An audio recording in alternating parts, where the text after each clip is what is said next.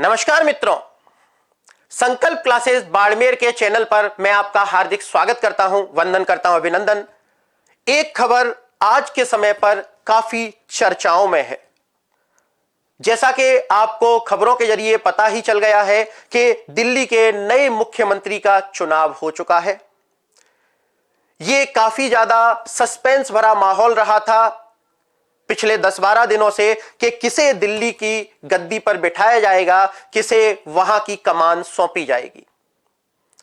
कई चेहरों के नाम सामने आ रहे थे, लेकिन सारे चेहरों का नाम साइड में रखते हुए शालीमार बाग से पहली बार विधायक बनी रेखा गुप्ता जी को दिल्ली का नया मुख्यमंत्री नियुक्त किया गया, जो कि हमारे पास दिल्ली के चौथी महिला मुख्यमंत्री के रूप में नियुक्त हुई और बीजेपी का 27 साल का वनवास समाप्त हुआ। यहां पर अगर हम बात करें तो कुछ न्यूज़पेपर्स की कटिंग और हेडलाइंस देख लेते हैं कि कैसे कैसे न्यूज़पेपर की क्या क्या हेडलाइन है। Rekha Gupta first time MLA named as the Delhi chief minister. यहां पर प्रवेश वर्मा जी को हमारे पास क्या नियुक्त किया गया सर? दिल्ली का डेप्यूटी सीएम अपॉइंट किया गया। इसके अलावा जैसे ही यह खबर बाहर हुई कि नई सीएम के रूप में रेखा गुप्ता जी को नियुक्त किया गया है, उनके विधानसभा क्षेत्र जो कि शालीमार बाग से वो विधायक आती हैं, विधायक चुनकर आई हैं और पहली बार विधायक चुनी गई हैं, उनके विधानसभा क्षेत्र में बाकायदा हर्षोल्लास और हुजूम उमड़ पड़ा। यह वीडियो आपको एक्स के माध्यम से यहां पर दिखाई गई। यहां पर आप देख सकते हैं कि लोगों के मन में कितना उत्साह और उमंग है। जब घोषणा हुई तो अपने सभी के सभी विधायकों के साथ रेखा गुप्ता जी दिल्ली के लेफ्टिनेंट गवर्नर यानी उपराज्यपाल, जिनका नाम विनय कुमार सक्सेना है, उनके सामने सरकार बनाने के लिए प्रस्तुत हुई और सरकार की घोषणा की गई। रामलीला मैदान में, दिल्ली का बहुत ही प्रसिद्ध मैदान है रामलीला मैदान, जहां पर इन्होंने अपने 6 मंत्रियों के साथ शपथ ली। अगर हम हेडलाइंस की बात करें तो यहां पर रामलीला ग्राउंड में इनको क्या कराया गया सर? शपथ ग्रहण समारोह कराया गया और इसी शपथ ग्रहण समारोह में रेखा गुप्ता जी ने अपने 6 मिनिस्टर्स के साथ क्या किया सर? लेफ्टिनेंट गवर्नर के सामने क्लेम किया दिल्ली की सरकार बनाने के लिए, जिसके अंतर्गत जो कयास लगाई जा रही थी कि दिल्ली में डबल इंजन या ट्रिपल इंजन की सरकार होगी, उसी के तहत हमारे पास प्रवेश वर्मा जी को क्या किया गया है? डेप्यूटी सीएम बनाया गया है। डेप्यूटी सीएम, उप मुख्यमंत्री, टोटल कुल मिलाकर 6 मंत्रियों ने इनके साथ दिल्ली के रामलीला मैदान में क्या ली? शपथ ली। इन 6 मंत्रियों की यदि अगर बात करें तो जैसे प्रवेश वर्मा जी जो कि हमारे पास नई दिल्ली से विधायक के रूप में आते हैं, इसके अलावा मजिंदर सिरसा जी जो कि राजौरी गार्डन से विधायक के रूप में हमें देखने को मिलते हैं, रविंद्र इंद्राज सिंह जी जो भावना से विधायक के रूप में हमें देखने को मिलते हैं, आशीष सूद, कपिल मिश्रा जी और पंकज कुमार सिंह, इन 6 मंत्रियों के साथ दिल्ली की सरकार क्लेम की और दिल्ली की सरकार बनाने की घोषणा हुई और विनय कुमार सक्सेना जी ने रेखा गुप्ता जी को क्या दिलाया सर? इन्हें शपथ दिलाई और दिल्ली को अपना नया मुख्यमंत्री प्राप्त हो गया। अगर रेखा गुप्ता जी के बारे में, उनके करियर इत्यादि के बारे में बात करें तो रेखा गुप्ता जी ने अपना जीवन एक साधारण कार्यकर्ता के रूप में शुरू किया, जिसके तहत अगर कहा जाए तो हमारे पास कॉलेज से ही इन्होंने बाकायदा धीरे धीरे करके अपना राजनीतिक करियर शुरू किया। कॉलेज में सबसे पहले ये हमारे पास अगर हम कहते हैं तो सचिव के पद पर अपॉइंट हुई, एबीवीपी की एक नॉर्मल कार्यकर्ता के रूप में रही। आगे चलकर ये आरएसएस से मिली, फिर हमारे पास सचिव के रूप में अपॉइंट हुई, सचिव के बाद हमारे पास महासचिव के रूप में अपॉइंट हुई, अध्यक्ष के रूप में दिल्ली यूनिवर्सिटी में इन्होंने काम किया। आगे चलकर ये पार्षद चुनी गई। पार्षद चुनने के बाद शालीमार बाग से इन्होंने विधायक का चुनाव लड़ा, 2 बार हारी, लेकिन आखिरकार मेहनत करने वालों की कभी हार नहीं होती या कोशिश करने वालों की कभी हार नहीं होती और इस बार के चुनाव में ये जीत के साथ दिल्ली के मुख्यमंत्री के पद पर पहुंची। यहां पत्री बनाना था। अगर हम बात करें तो कुछ और खबरें, जैसे कि 30 ईयर के पॉलिटिकल कैरियर, यानी रेखा गुप्ता जी का पॉलिटिकल कैरियर 30 साल का रहा और शुरुआत से ही उन्होंने बिल्कुल ग्राउंड लेवल से, रूट लेवल से वर्क किया।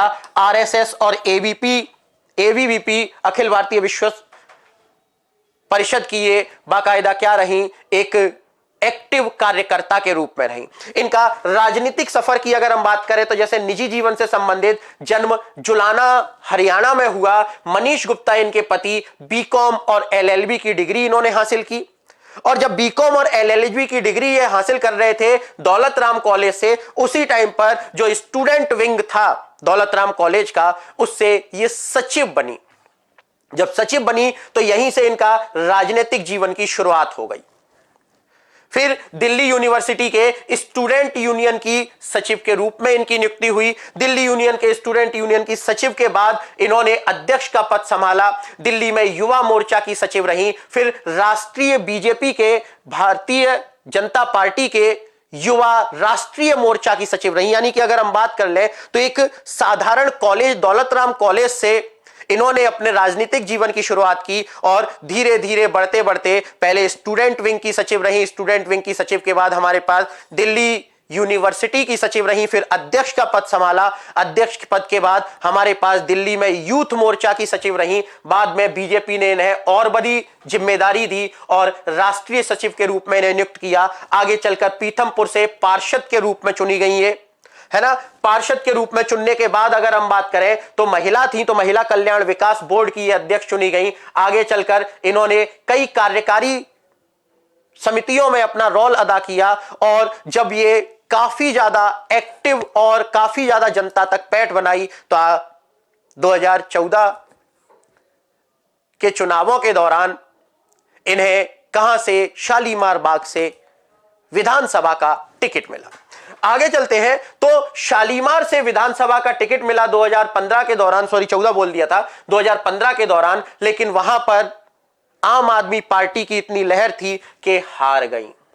यहां से सीखने को मिल रहा है आपको कि हार गई। 2020 में फिर से चुनाव लड़ी, फिर से हारी। लेकिन कहा जाता है कोशिश करने वालों की कभी हार नहीं होती, लहरों से डरकर नौका पार नहीं होती। तो यहां पर 2022 में ये पार्षद का चुनाव लड़ी शालीमार बाग से, वहां से जीती और 2025 में आज ये शालीमार बाग से एक महिला विधायक के रूप में चुनी गई और विधायक के रूप में चुनने के बाद आज वर्तमान में दिल्ली के सीएम के रूप में ये नियुक्त हुई है। अब बात कर लेते हैं कि सर दिल्ली में कितनी महिला मुख्यमंत्री कुल हो चुकी है और देश में किन किन राज्यों में कौन कौन सी महिला मुख्यमंत्री रही हैं।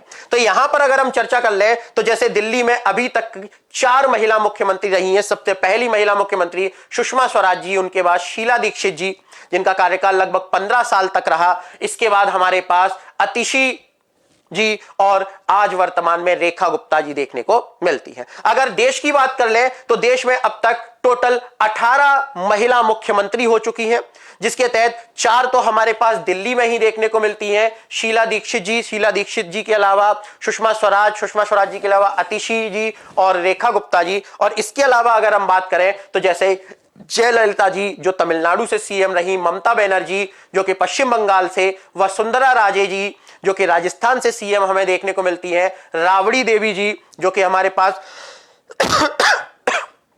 बिहार से सीएम, मायावती जी यूपी से सीएम के रूप में हमें देखने को मिलती हैं, शशिकला काकोड़कर जो गोवा से, नंदिनी सत्यपति कांग्रेस की, उड़ीसा से सुचेता कृपलानी जो कि भारत में पहली महिला मुख्यमंत्री यूपी में हमारे पास बनाई गई, आनंदीबेन पटेल बीजेपी से, महबूबा मुफ्ती जी जम्मू कश्मीर हमारे पास, इसके अलावा उमा भारती जी जो कि मध्य प्रदेश से हमारे पास सीएम देखने को मिलती हैं, अनवरा तैमूर जी जो कि असम से सीएम रही हैं, राजेंद्र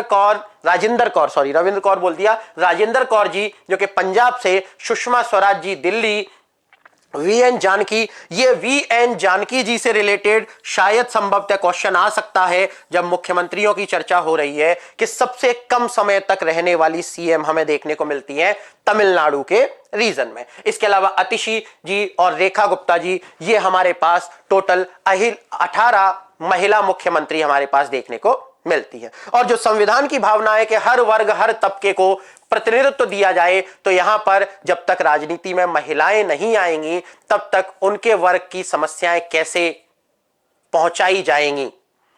तो यह बहुत अच्छा प्रयास और बहुत अच्छी बात। तो इसी के साथ मैं अपनी इस वीडियो को यहीं तक रखता हूं, लेकिन इसी तरीके की और भी महत्वपूर्ण जानकारी और आपकी तैयारी में चार चांद लगाने के लिए संकल्प क्लासेस बाड़मेर की ओर से आपके लिए डेडिकेटेड जीके की एक्सपर्ट सीरीज चलाई जा रही है, जिसमें आपके सामने स्टेट और सेंटर के सारे एग्जाम एनसीईआरटी को बेस में रखते हुए और साथ साथ में राजस्थान बोर्ड के सारे एग्जाम्स को ध्यान में रखते हुए, राजस्थान लेवल के एग्जाम्स को ध्यान में रखते हुए एक्सपर्ट जीके सीरीज आपके लिए चालू की गई है।